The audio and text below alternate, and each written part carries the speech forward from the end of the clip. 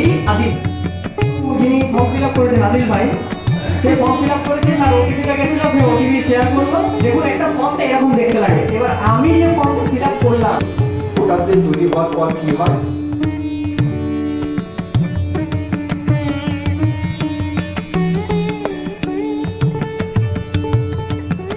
Election হয়, কত ধরনের ইলেকশন আমরা দেখেছি, একজন কেউ বলবে দাঁড়িয়ে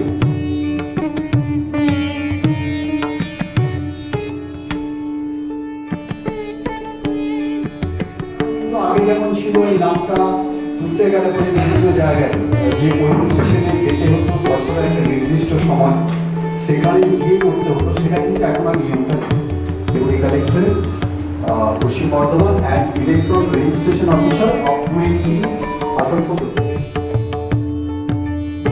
ম্যাক্সিমাম কত দূর থেকে গিয়ে ভোট দিতে পারে, what is the direction of election.